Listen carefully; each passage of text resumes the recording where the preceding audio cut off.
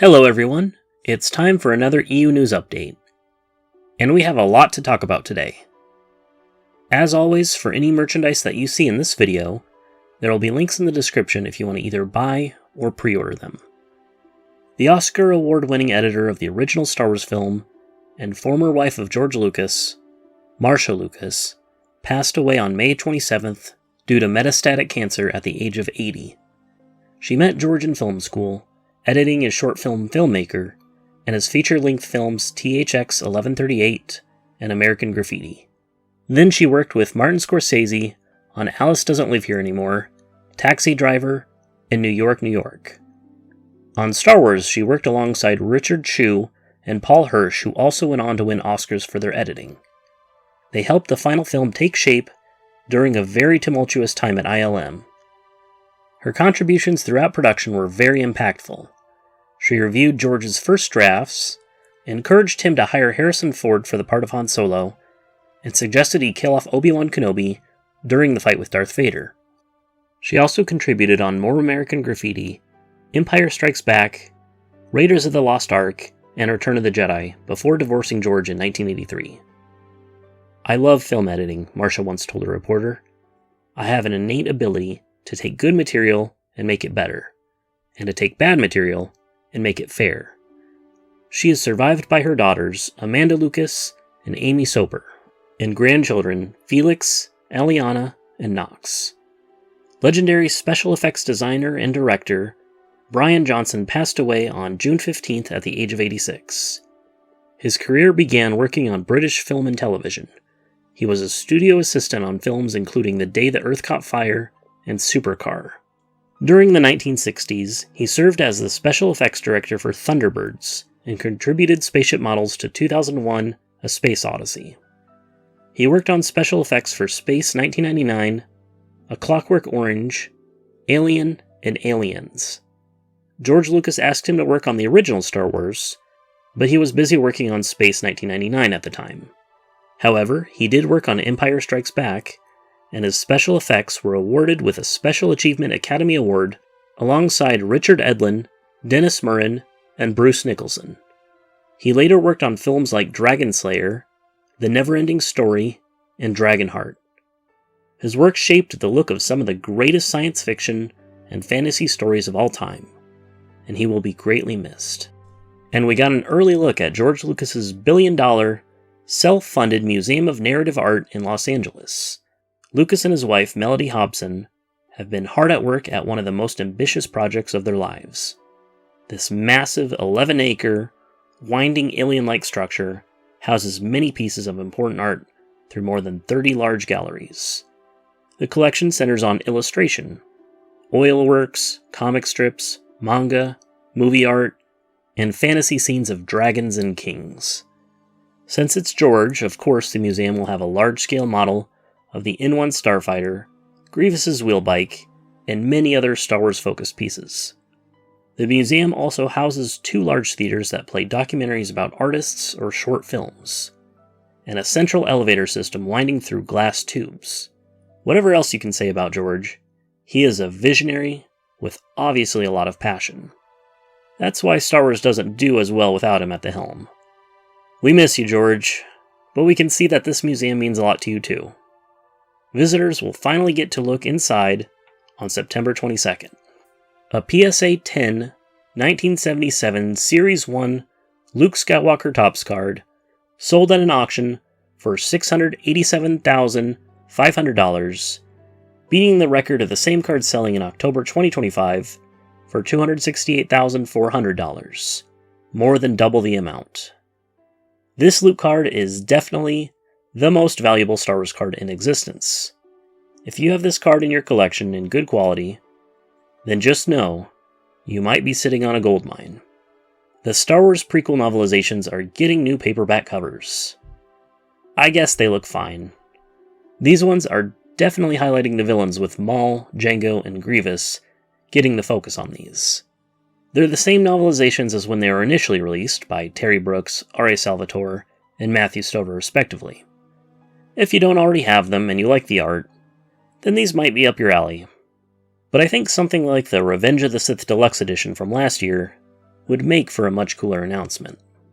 Either way, they'll probably also include the Disney canon timeline in the front, but you can very easily tear that out. These novelizations with new covers are now available. The New Republic Omnibus Volume 3 was released on June 23rd. All the members of Emperor Palpatine's elite royal guard have been hunted down and killed, except one, Kanos, the Emperor's most loyal soldier. But Kanos' quest puts him in the crosshairs of both the remaining Empire forces and the leaders of the New Republic.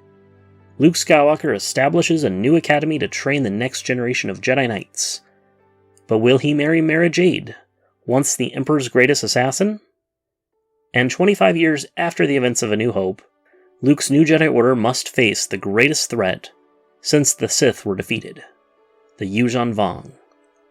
This book collects Crimson Empire, The Bounty Hunters Kennec's Kill, Crimson Empire 2 Council of Blood, Crimson Empire 3 Empire Lost, Jedi Academy Leviathan, The Mixed Up Droid, Union, Chewbacca, Invasion Refugees, Invasion Rescues, Invasion Revelations, Star Wars Handbook No. 2, and material from Dark Horse Extra issues 21 through 24, Dark Horse Presents No. 1, and Star Wars Tales issues No. 8, 11, 16 through 19, and 21. The New Republic Omnibus Volume 3 is now available. In France, Jedi Academy Leviathan was released on June 23rd. 8 years after the fall of the Empire, Luke Skywalker has trained a new generation of Jedi Knights. Karana T, the Celestial Hermit Streen, the Scholar Tion, and Luke's most brilliant student, the impetuous Kip Duran. On the hostile planet of Korbos, help is needed more than ever. Mining operations have awakened an ancient powerful force of abominable malevolence. In Italy, the Revan novel was released under the Essential Legends collection on June 4th. Revan is a Jedi who left Coruscant to face the Mandalorians, but returned as a follower of the dark side, determined to destroy the Republic. The Jedi Council restored his life, but the price of redemption was high. His memories were erased, leaving him only with nightmares. What truly happened beyond the Outer Rim? For some reason, Revan stumbled upon a terrible secret that threatens the very existence of the Republic, a powerful and diabolical enemy. In merchandise news, we have so much to talk about. In the Black Series, C-3PO, R2-D2, Boba Fett, and a Stormtrooper are getting figures based on their appearances in the 1985 Droids cartoon. Each of their designs have an animation-inspired deco. Boba Fett's design is the most obvious example with his color scheme, but you can also see it in C-3PO, R2, and the Stormtrooper's matte color scheme, and on the eyes of the Stormtrooper's helmet. Each of the figures comes with a collectible coin and Kenner-inspired cardback packaging.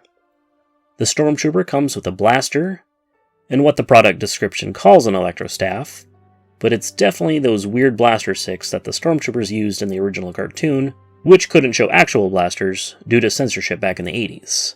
I appreciate its inclusion in this figure. It's hilarious.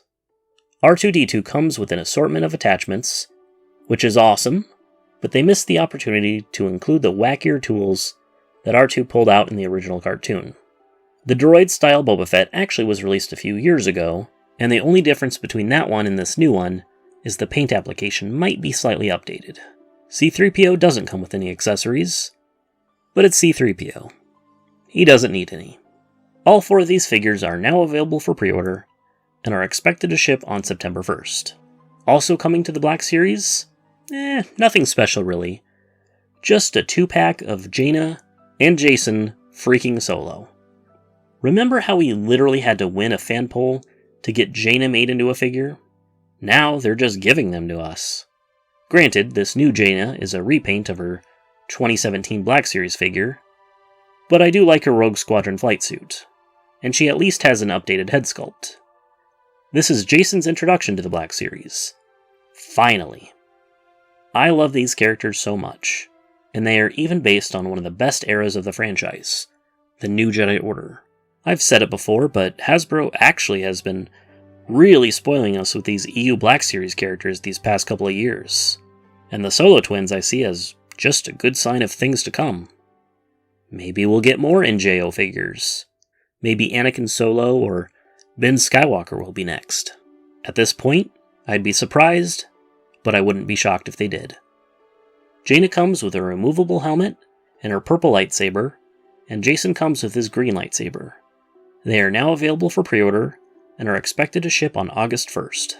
Also in the Black Series is the ARC Trooper Battle Pack, a 3-pack of ARC Commanders Havoc, Colt, and Blitz, inspired by their appearance in the Camino arc of the Clone Wars cartoon. As members of the Rancor Battalion, they join their clone brothers in defending their home planet Camino against Separatist forces. Each of these color-coordinated clones come with dual blaster accessories. They are now available for pre-order and are expected to ship on August 1st. And according to yakface.com, a 2-pack of Clone Troopers Dogma and Hardcase were leaked on the Hasbro Japan X account, based on their appearance in the Umbara arc of the Clone Wars cartoon. They seem to include removable helmets, 2 blasters, and a heavy blaster cannon. These will be Walmart exclusives when they hit stateside apparently. Between these guys, the ARC Trooper 3-pack, and the Clone Troopers Doom and Thorn from last month, it seems like even the most minor of clones from TCW are getting figures added to the Black Series. If that trend continues in the future, are there any clones from TCW that you want to see added? In the Vintage Collection, Anakin Skywalker and Clone Commander Cody on Utapau, based on their appearance in Revenge of the Sith, are being released as a Walmart exclusive 2-pack. Anakin includes an alternate force-using hand, a soft goods cloak, his blue lightsaber, and hilt. Cody comes with 2 blaster accessories. This 2-pack is now available for pre-order and is expected to ship on August 17th. For the purposes of troop building, Hasbro is releasing 2 Vintage Collection builder packs, specifically covering the Battle of Geonosis. First is the Phase 1 Clone Trooper pack. Each of the 4 troopers include a blaster and blaster rifle accessory, and also the Super Battle Droid / Battle Droid pack. It includes blasters and backpack with antenna accessories. The Phase 1 Clone Trooper pack is now available for pre-order, and the Battle Droid pack will be available for pre-order on July 2nd. They are expected to ship on November 1st. From Regal Robot, Jedi Knight Luke Skywalker and Darth Vader Unmasked are now available as bronze-style busts.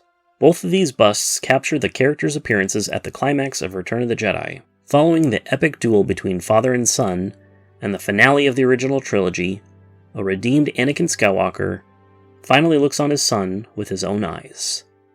Each hand-painted bust is a thick cast in hollow resin and has authentic touches like a realistic bronze finish with a layered patina that enhances the classic detailing. Each of these busts are now available for pre-order and are expected to ship between July 2026 and September 2026. And also from Regal Robot is the Well of Souls glyph wall decor from Indiana Jones and the Raiders of the Lost Ark. R2-D2 and C-3PO make an appearance in the first Indiana Jones movie. In the Well of the Souls, sharp-eyed fans can spot the droids hidden among the hieroglyphics on the set walls. This decor piece recreates that crossover glyph for display. The hollow-cast resin faux stone plaque is beautifully sculpted with natural-looking aging, pitting, and cracks so that it feels like a real artifact. Hand paint and staining captures all the wonderful details for stone-like realism. It is now available for pre-order and is expected to ship in late 2026. The Apple Slug, originally intended to be a creature that lurked in the halls of Jabba the Hutt's palace, but ultimately was unused in Return of the Jedi, is getting a concept maquette replica from Regal Robot. Limited to 100 pieces, the signature edition includes a plaque signed by Kirk Thatcher, the original sculptor of the Apple Slug, working on his first film. With high-resolution 3D scanning, the Regal Robot team has crafted a faithful recreation of this early concept, right down to the stem on the apple. The Legacy Edition of just 83 pieces is currently sold out, but you can join a waitlist if you're interested. That version includes a premium, expanded plaque including a one-of-a-kind color illustration of the creature, hand-drawn by Thatcher. And Darth Bane is finally getting a Funko Pop, but it's specifically the controversial redesign from TCW. I think a lot of EU fans might have preferred Bane's actual design from the books and comics, either in his Sith robes or his very unique Orbalisk armor. Weirdly enough, this Funko Pop is labeled specifically as Legends. even though this design only appears in TCW.